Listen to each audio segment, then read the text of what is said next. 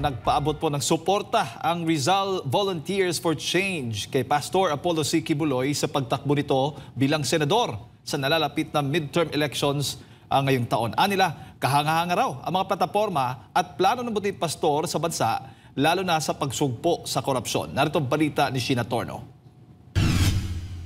Patuloy na lumalakas ang boses ng taong bayan laban sa mga isyong kinakarap ng kasulukuyang administrasyon. Sa kabila kasi ng mga pangakong pagbabago at pag-angat ng ekonomiya, tila nadaragdagan ang mga reklamo mula sa iba't ibang sektor ng lipunan. Malinaw na raw na maraming Pilipino ang hindi na kontento sa mga polisiya at proyekto ng kasulukuyang pamahalaan. Kabilang sa mga isyong ito ang mataas sa presyo ng bilihin, kawalan ng sapat na trabaho at kakulangan ng transparency sa paggamit ng pondo ng bayan.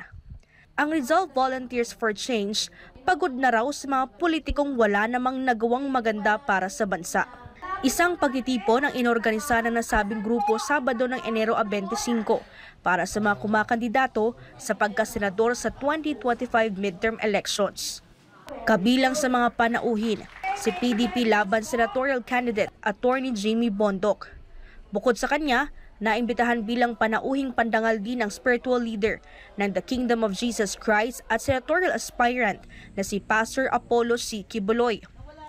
Isa-isang inilahad ng representante ni Pastor Quiboloy ang mga plataporma at plano nito para sa bansang Pilipinas sa oras na makaupo sa Senado. Kabilang ang pagsugpo sa kahirapan, pagkakaroon ng marami at sustainable na trabaho sa pamamagitan ng turismo, pagkakaroon ng National Superhighway System at ang kanyang kampanya kontra ilegal na droga at kriminalidad. Si Arman Botohan, isa sa mga supporter, ay excited para sa pagtakbo ng butihing pastor. Para sa akin, with regards to Pastor Apollo C. Quiboloy, siyempre yung mga programa niya, nakikita naman natin, visualize talaga, na maganda talaga yung mga pinapatupad niya, lalo na sa Davao. Kung ano yung nagawa ni Pastor Quiboloy sa Davao, lalo na sa mga programa sa KOGC, yung mga, lalo na doon sa Barangay Tamayong. Sabi ng Rizal Volunteers for Change, ang katangian daw ni Pastor Quiboloy ang isa sa mga kwalifikasyon na dapat gayahin ng mga politiko lalo na sa pamumuno sa bansa. Naniniwala po yung grupo namin, lalo na po nung mga nakaraan na mga issue ng ating bansa, lalo na po kay Pastor Quiboloy, na nakita po namin na meron po siya talagang leadership na nasa kanyang katauhan, lalo na po dun sa kanyang organization sa Davao.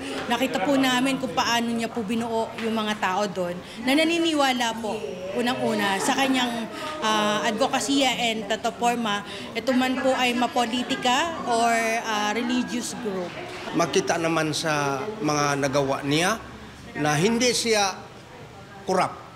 Para sa akin, nakikita ako kay Pastor Quiboloy, gusto ko ang death penalty, restoration for the death penalty in the country, parang makontrola ang mga masamang mga bagay na nakakasira ng ating bansa. Sa huli, nagpaabot naman ng mensahe sa butihing pastor ang nasabing grupo.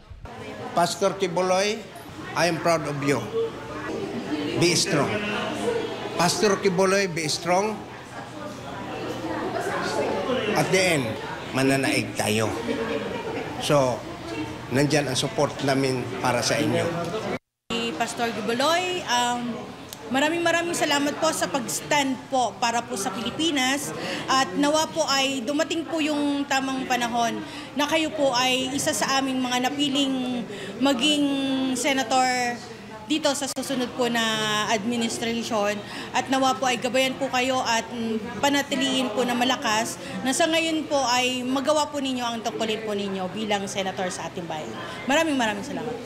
Matatandaan, iba't ibang grupo na rin ang nagpahayag ng pagsuporta sa kandidatura sa pagkasenador ni Pastor Apollo C. Quiboloy. Una na rin dyan ang mag-ama na si dating Pangulong Rodrigo Duterte at Vice President Sara Duterte. Bukod pa riyan, ay ini-endorse rin si Pastor Quiboloy ng Partido Demokratiko Pilipino o PDP laban. Para sa Diyos at sa Pilipinas kung mahal, ito si Sheena Torno, SMNI News.